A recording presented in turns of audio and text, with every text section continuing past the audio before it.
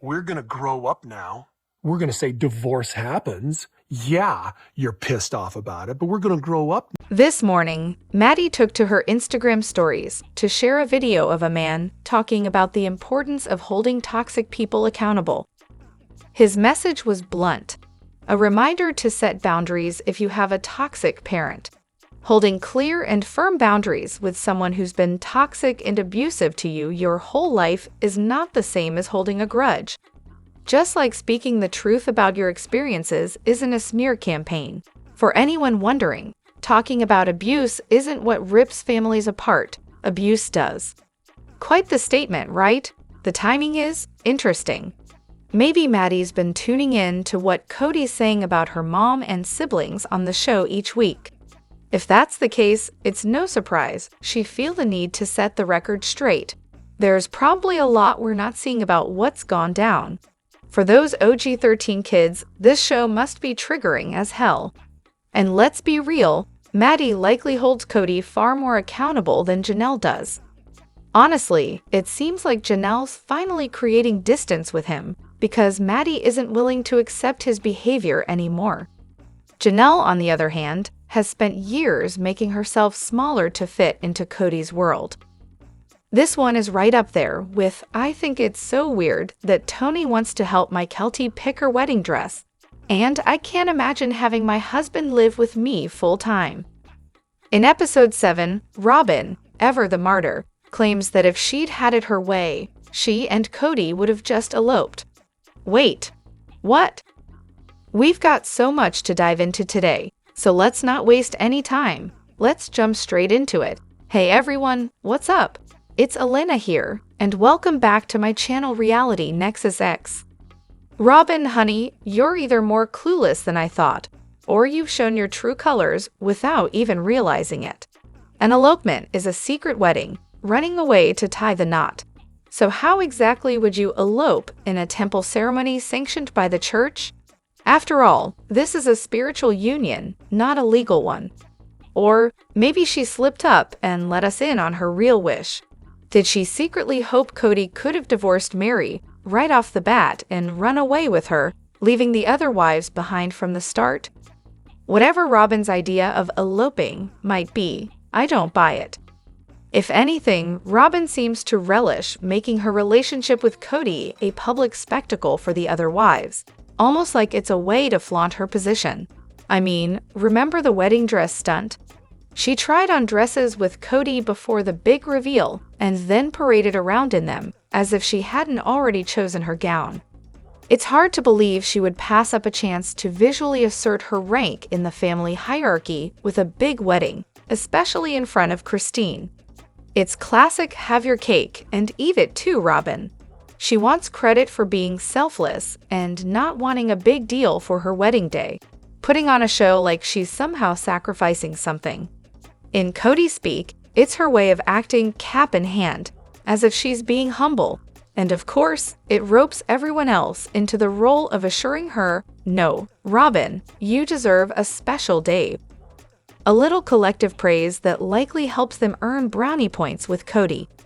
Let's not forget, TLC's funding likely made the big day happen in the first place, but Robyn's show of selflessness just might have sealed the deal for Kody's affection. Robyn's stance on Meri's college decision in Sister Wives Season 7, Episodes 1-2, the audacity is truly unbelievable. I knew Robyn had influenced Meri's choice, but I hadn't realized she was this blunt and opposed to it. In her confessionals, Robyn actually questioned, why does she need this? As if Meri, a capable and successful businesswoman, somehow needs permission to pursue an education. This is coming from the same person who led my sister wives' closet right into the ground, squandering time, money, and resources. Robyn, of all people, telling Meri not to go to college is almost too much. The nerve! I wouldn't dream of telling my actual sister not to do something like go to the mall without me. But here's Robyn, laying it on thick, accusing Meri of abandoning the family for wanting to go to school. And all this just to keep Meri tied down to some business venture that was doomed from the start. It's infuriating. watching Mary cry, practically begging for the chance to better herself, while Robyn sat there with a barely hidden smirk, enjoying every second of Mary's misery, was heartbreaking. Mary is an adult with every right to make her own decisions, and yet she's being held back by this entitled person who can't even manage a sliver of support. Robyn's getting zero sympathy here. After seeing how she manipulated Mary, I can only hope that someday she'll feel just a fraction of what she's put this family through. Small detail, but have you noticed how Kody always pulls out Mrs. Brown whenever he's trying to get one of his wives to do something that benefits him? It's subtle, but it's manipulative as hell. He knows exactly what he's doing. He's fully aware that he emotionally neglects each of these women in different ways, even if he justifies it as part of the polygamous lifestyle, where jealousy and loneliness are normal. So he doles out these tiny crumbs of attention, calling them Mrs. Brown as if it means something, to fake a connection that's barely there. It's just enough to make them feel seen for a moment, so they'll give him what he wants. At worst, it convinces them to give up something they wanted. At best, they cave entirely, probably to avoid one of his adult-sized temper tantrums. It's tragic, honestly. Maybe some of the wives see it as a glimmer of hope, like if they go along with it, things might actually change for the better, but they never do. And let's be real, that was never his intention. Kody doesn't see it as some sweet thing. He sees these women as desperate for his love and attention, and he's fully willing to exploit that to get what he wants. It's a power move, too. He uses it to remind them of their place, keeping the dynamic firmly in his control. It's baffling that Robyn got a house first when they all moved to Las Vegas. The justification was that her kids needed stability because they'd moved the most, but that reasoning doesn't hold up. The whole Vegas move was poorly planned. They could have chosen a location with more affordable land or housing. If money was that tight, moving into apartments near each other would have made far more sense and saved everyone a lot of money. And let's not forget that Janelle was funding most of this adventure. If anyone deserved first dibs on a house, or at least the best one, it was her. Robyn didn't even have a job at the time, yet she got to move out first. It's clear she was given special treatment, and the justification for it feels flimsy at best. Side note, I honestly believe Kody married Janelle for her income or her potential to keep a steady job. His entire lifestyle would be unsustainable without her financial contribution. I had a friend growing up whose uncle was in a polygamist marriage, and she explained that providing equally for each wife was essential. If he couldn't afford to do that, it wouldn't work. But here's Kody with a financially strained family, and he's bringing in another woman with 3 kids. It's reckless and unfair to everyone involved, especially to the children who have to pay the price for his choices. And if Kody could actually afford his lifestyle, people might see his choices differently, but as it stands, they're barely scraping by. And let's be real here. Robyn getting a house first was likely less about her kids' need for stability and more about Kody's need for Robyn. He was completely smitten, and a big vacation rental wasn't going to cut it. I genuinely believe he wanted her moved in first because he couldn't handle not having full access to her whenever he wanted. The whole idea that they were doing this for Robyn's kids falls flat. If Kody were really focused on the kids, he wouldn't have continually uprooted them all for his personal whims. And Robyn, who was so close to her family in Vegas, had the easiest adjustment out of anyone, considering her kids probably already knew the area. Meanwhile, the OG Brown kids had to leave their entire lives behind, again. Honestly, I don't even buy that the move was to avoid an investigation. If anything, it was part of Kody and Robyn's plan all along. Otherwise, why head to Vegas of all places? At this point, the Brown story has turned into more of an entertaining fiction than a reality show. And the main reason people keep watching is to see Kody and Robyn finally held accountable for all their nonsense. Otherwise, the show's running on fumes. Watching Sunday's episode with Christine and her new partner, I couldn't help but notice how incredibly affectionate they are, almost to the point where it feels a little over the top. But then, when I think back to earlier episodes and remember how the OG3 talked about their basic needs for affection and intimacy never being met by Kody, it starts to make sense. Imagine being in a long-term marriage without ever really knowing what good sex or true emotional intimacy feels like, only to finally experience that with someone new. I have a feeling David's making Christine feel valued and wanted in ways she probably never did before. It's also worth considering how Christine had to hide her affection with Kody from the other wives for years. Mary once actually gave Robyn permission to kiss Kody in front of her, only to look away while it happened. In that dynamic, PDA was awkward and complicated, not just for the wives, but also for the kids, who rarely saw true affection between their parents. It's no wonder it felt strange to Isabel to see her mom so openly affectionate. But it's also easy to see why Christine would want to welcome it now. She's finally getting to experience and show the kind of love that was off limits before, and she's probably feeling freer than she has in years. If all those things from the marriage are supposedly so important, why doesn't Kody take them himself? It's the kind of question that'll never be asked because, honestly, men like Kody are rarely held accountable in this setup. Miri's expected to carry this eternal torch for Kody, staying loyal while he openly neglects her, and somehow it's her job to explain why she's ready to let go. Meanwhile, Kody doesn't owe Nathan or anyone any explanation for his behavior. It's as if he's got zero responsibility in these relationships and can just waltz off scot-free. And that little comment he made? So passive-aggressive. He's fully detached, going as far as melting down the wedding ring she gave him, showing exactly where he stands. But now Miri's supposed to be sentimental over some hideous couch she didn't even want. The double standard is unreal. He has zero emotional investment, but she's the one expected to look heartless if she lets go of their old furniture. Watching Meddie and Caleb's wedding episode, it's hard not to notice Kody trying to place himself at the center of this incredibly emotional family moment. Caleb is reading Meddie's letter, and right behind him, there's Kody giving his usual commentary.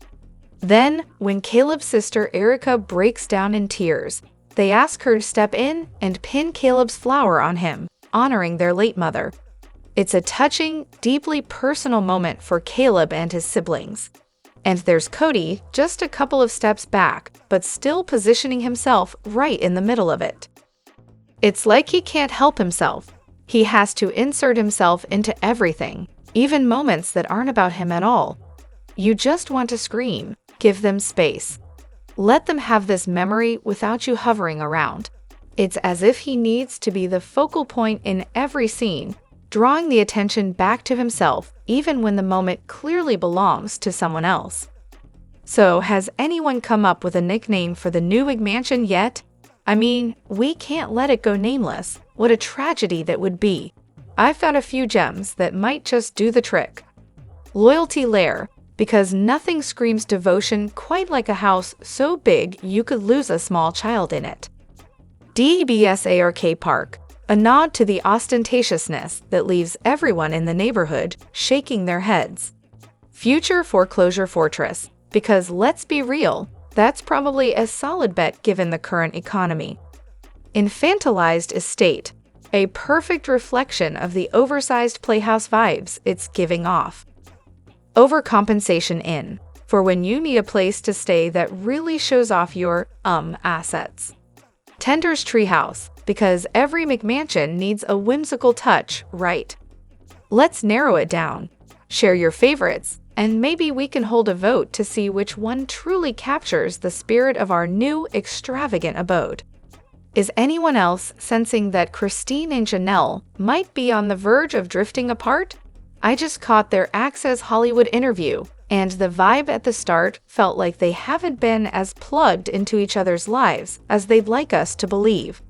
Sure, their relationship is bound to change as they embrace their new independence. and I have no doubt they'll remain on good terms and continue co-parenting their kids. But let's be real, is their besties forever act just a phase during this press tour? Will it fizzle out once the novelty of their newfound singletum wears off? Think about it. They're co-parents to the original kids, not your average best friends who chat all day. They've got a shared history and an extended family they're tied to. Yes, Christine can be a drama magnet, and Janelle tends to be more passive. It feels like Christine just wanted a breakup buddy to vent about Kody, and Janelle, realizing what was happening, has started to back off. While Janelle seems to be taking the high road with Kody, Christine is more than happy to meet him at his level for a little sparring. Thankfully, David has come into the picture, stepping in as Christine's new sidekick for petty antics and Kody trolling. Meanwhile, Janelle has peaceably exited Christine's drama circus, moving across the country to cultivate flowers instead of harvesting Kody-related chaos. What do you all think? Are we witnessing the end of this buddy-buddy phase? Okay, guys, I need to get this off my chest. Does anyone else feel a wave of intense secondhand embarrassment when Kody decides to jog around the perimeter of the cul-de-sac? I mean, picture it. A bunch of women standing there, watching him run laps in complete silence. The sheer awkwardness is almost too much to bear. How long do you think he kept that up? The mental image alone makes me cringe. Seriously, what was going through his mind to make him think that was profound or meaningful? It's just so painfully awkward. And speaking of awkward moments, what was up with the OG3 in Season 6, Episode 13, titled Boys' Night Out? There's a scene where they're all sitting on the couch for their interview, and Mary suddenly starts bawling about how grateful she is to have Janelle and Christine in Leon's life. But Janelle and Christine, Ice Queens, I'm telling you, their coldness was bizarre. I mean, I get that they weren't the best of friends, but there seemed to be something more going on in that moment. It's almost like Mary was the original crying for attention queen before Robyn joined the party. Just like how we see the OG3 not reacting to Robyn's tears anymore. It's likely they got fed up with responding to Mary's emotional outbursts too. In the first couple of seasons, they seemed genuinely moved by Robyn's waterworks, but after a while, it was like they developed a thick skin. And Mary, she's all about the tears, joy, anger, frustration, sympathy, you name it, she's crying about it. After 2 decades with someone, it's only natural that you start tuning out the waterworks. What do you all think? Is Kody's jog the ultimate cringe fest? And what's up with the OG3's frosty vibes? So I'm finally catching up on this past week's episode. And can we talk about how Kody just kept saying he was sad about the breakups, like 100 times? He even choked back tears a couple of times. What the actual heck? Does he not see that while the women aren't without their flaws, his complete lack of understanding or any real intimacy, and I don't just mean the physical kind, is what really led to all of this? It's beyond frustrating. He's playing the victim like it's an Olympic sport. He didn't want to put in the effort to actually make those relationships work, but somehow he expected the ladies to just fall in line and stick around, content with whatever scraps he decided to toss their way. You know that saying, you never know what you've got until it's gone. Well, Kody seems to think it's the OG3 who lost out. That's why the entire family game night felt so staged. It was like he was trying to say, look what you could have had. Like, really, Kody? It's just so aggravating. What does everyone else think? First off, can we talk about how Kody refers to the family he essentially abandoned as his club that he got kicked out of? Like, seriously? Newsflash, Kody, that was entirely your doing. Your kids aren't your buddies. They need a parent, not a former club member whining about his lost privileges. And then there's Christine's feelings about being the third wife. It's really interesting to see that perspective in retrospect. I still love her, but it's starting to seem like she had this almost idealized, pedestaled view of the third wifedom. Role. Coming from someone who isn't steeped in polygamist culture or Mormonism, it makes me wonder about the stereotypes and hierarchy that might have influenced her thinking in the first place. She touches on this a bit in previous seasons, but as they delve into their wedding stories, it raises some intriguing questions for me. Oh, and can we just pause for a second to appreciate Kody talking about Sonny and Cher's divorce? It really puts so much into perspective regarding this whole show and his motives for even signing on in the first place. It's like he's chasing that celebrity worship and attention-seeking vibe, which is all too common in reality TV. Looking at you, Kardashians. Also, I wish they had presented the weddings chronologically. Just a small note, but the timeline was so confusing for a hot second. It's like, come on, keep it simple. Let me know what you think in the comments. Don't forget to hit that like button and subscribe to my channel. I'll see you in the next video. Take care and much love to you all.